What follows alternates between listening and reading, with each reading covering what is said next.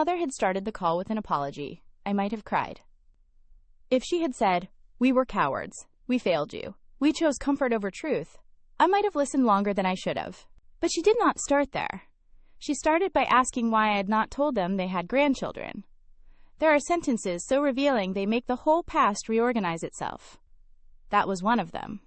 I was standing in my kitchen when my phone lit up with her name. Outside, the first real snow of December was collecting on the porch rail. My son was on the living room rug building a crooked block tower with his little sister. My husband Jonah was at the stove stirring tomato soup and pretending not to watch my face when he saw who was calling. I had not spoken to my parents in 4 years. Not really. There had been one brief voicemail from my father after my address changed, and one birthday text from my mother that said thinking of you as if thought were a kind of labor. But there had been no conversation, no repair, no real attempt to cross the distance they had helped create. Then one family photo appeared online, and suddenly there they were. The photo had been taken at Jonah's firm holiday party.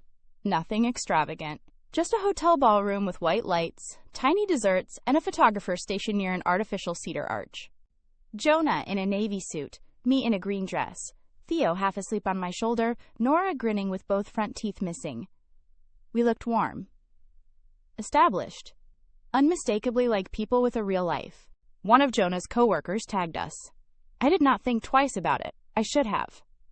2 days later, my mother called and skipped right past hello. "You have children?" she said. "Not. How are you?" "Not. I know I have no right. Not even. I saw a photo and I wasn't sure if it was really you." Just astonishment sharpened into ownership. I said yes. There was a silence on the line, but it was not the silence of grief. It was the silence of someone doing arithmetic too quickly. Then she said, "How could you keep this from us?" From us. That was the part that steadied me. Because people who truly understand loss do not open with a claim. They open with sorrow. My parents had not lost contact with me in the ordinary way families drift apart. They had stood still while I left bleeding. The original wound was my sister Celia. Celia was 3 years older than me and had spent most of our lives being the weather system everyone else adjusted around.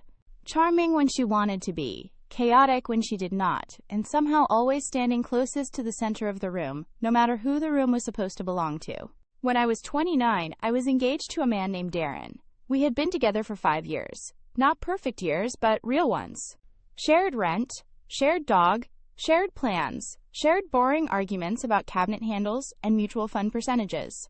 The kind of relationship adulthood builds quietly, which is exactly why the ending hit so hard. 3 months before our wedding, Darren told me he needed space. He said he felt overwhelmed. He said maybe we had rushed into forever because everybody expected it of us. I remember feeling confused, more than alarmed. His words were wrong somehow, too smooth, like he had practiced them on the drive over. 6 weeks later, my cousin Lena sent me a screenshot she thought I had already seen. Celia and Darren at a lake house party, his hand around her waist, both of them smiling in that stunned, reckless way people smile when they know they are about to be judged and have decided to call it freedom instead. I stared at the photo so long, my screen dimmed. The first betrayal is pain. The second is the speed with which everyone around you starts asking what version of pain will be most convenient for them. My parents did not deny it. That almost would have been easier. Instead, they went straight to management.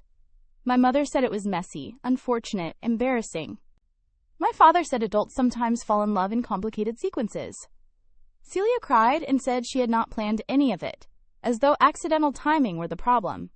Darren told me he had not wanted to hurt me, which is a sentence people say when they have already decided the hurt is acceptable. I said I was done with both of them. I said I would not come to family dinners where they were present. I said nobody was entitled to call healing the same thing as obedience. That was when I discovered my parents' actual position. They could tolerate the betrayal. What they could not tolerate was my refusal to normalize it for them. My mother said, "You are really going to tear this family apart over one relationship?" Over one relationship. As if love were interchangeable. As if trust could be rounded down into a scheduling inconvenience. My father tried the softer version. He said, "You don't have to forgive today. But you can't stay angry forever." People love forever when they are talking about someone else's timeline. For months, every conversation with them became a disguised campaign. A prayer card voicemail about grace.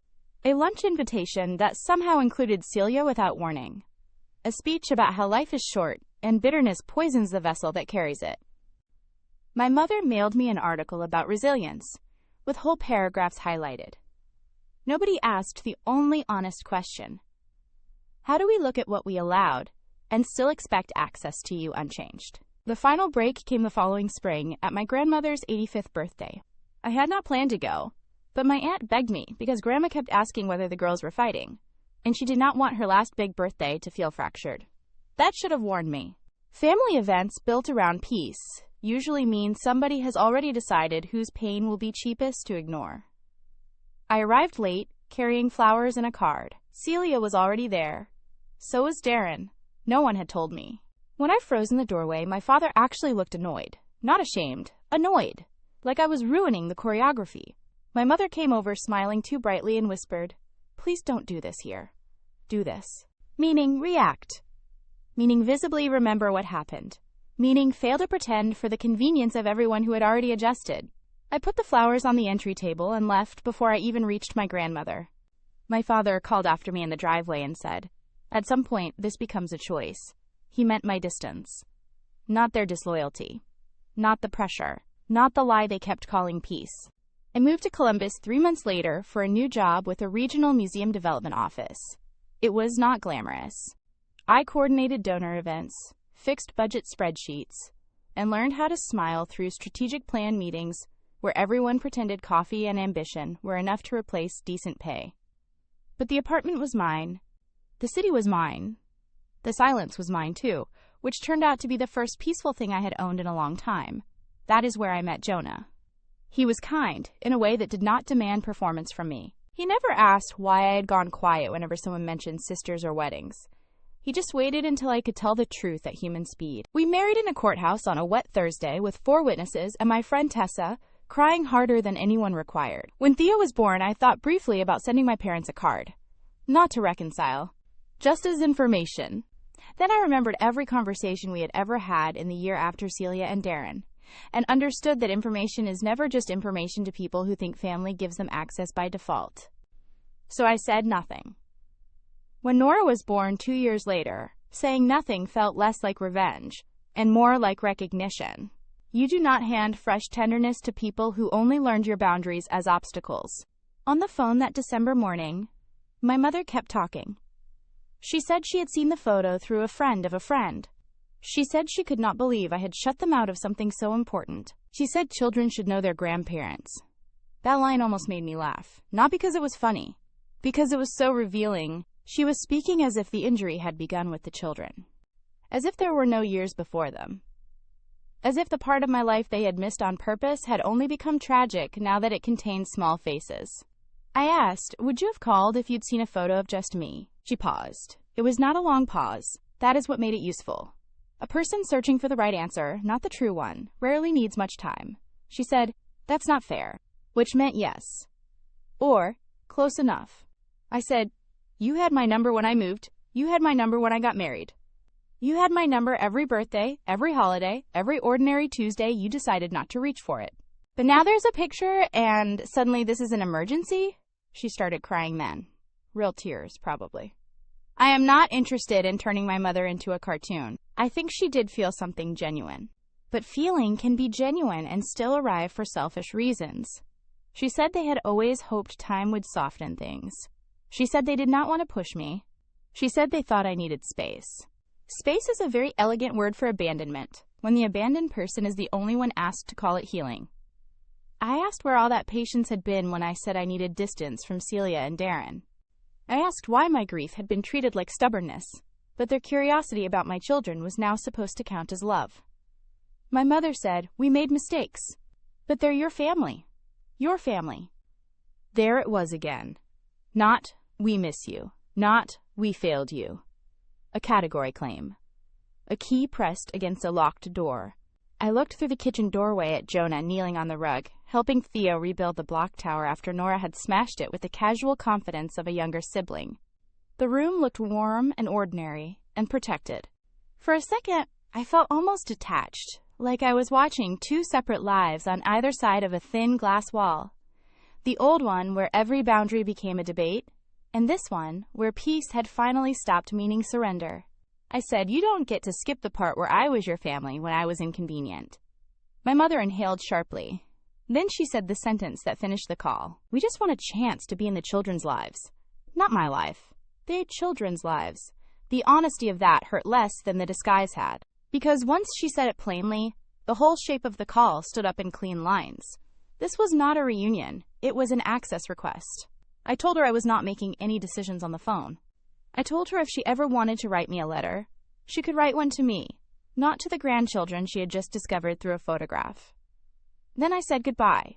After I hung up, I expected to shake. Instead, I felt strangely light. Not happy, not vindicated, just clarified. Jonah asked if I was okay. I said, "I think so." Then, after a moment, "I think I finally heard the truth in the right order." That afternoon, my father sent a text. "Your mother is devastated. We don't understand why you're being so hard about this." Hard. That word followed me for years. Hard when I would not share a table. Hard when I moved. Hard when I refused to perform closure so everyone else could stop feeling awkward. People call you hard when softness no longer gives them what they want. I did not answer. But that night, after the kids were asleep, I opened the holiday photo again. At first, I thought it might make me anxious, knowing what it had triggered. Instead, it made me protective. Theo's cheek pressed against my shoulder. Nora reaching toward the camera with both hands open. Jonah smiling at me, not for the photo, but because he had said something a second earlier that made me laugh right as the flash went off. It was not proof that I had won anything. It was proof that life had continued without the permission of the people who once thought they could ration belonging. The next week, a letter did arrive. 3 pages. My mother's handwriting first, then my father's cramped addendum at the end. There were apologies in it, sort of. Regrets about how difficult that time had been. Acknowledgments that maybe things had been handled badly. Several uses of the phrase, all these years. And woven through everything, like thread you could not stop seeing once you noticed it, were references to the children. The innocence of grandchildren. The healing power of new generations. The tragedy of missing milestones. The letter told on itself. Even their remorse kept reaching past me toward access. I put it in a drawer and waited a week before deciding anything. Not because I was confused, because I wanted to be certain I was not answering from old anger when the clearer answer had become something calmer. Eventually, I wrote back. 1 page. No speech, no punishments, no theatrical severing. I told them I was willing to discuss the past only if they were prepared to discuss it honestly. The betrayal, the pressure campaign, the event ambush, the years of silence, and the fact that their first real urgency appeared only after a public image showed them the family they no longer had access to. I told them this was not about earning visits through persistence or invoking titles. It was about whether they were capable of seeing me as a person they failed before I became a mother. I told them any relationship with my children would come last, if at all. My father never replied. My mother sent one short email saying she needed time to think. That was 3 months ago. Maybe she is thinking. Maybe she is waiting for me to get softer. Maybe both. But the strangest part is that I do not feel suspended anymore. For years, I carried a question that kept changing clothes. Do they miss me? Do they love me? Did I overreact? Would they ever choose me over the easier story? The photo answered it more cleanly than any conversation could have. They could live with my absence. They just could not live with the visible proof that my life had become full somewhere they were not invited. And if I learned anything useful from the call they made after the family photo, it is this. Be careful of relatives who rediscover reconciliation only after your life starts looking beautiful from a distance. Sometimes what sounds like love is only late access trying to introduce itself politely. Thank you for watching. If this story pulled you in, do me one favor. Hit like, subscribe, and turn on notifications so the next one finds you the moment it drops. Remember, nothing is ever just what it seems. See you on the next one.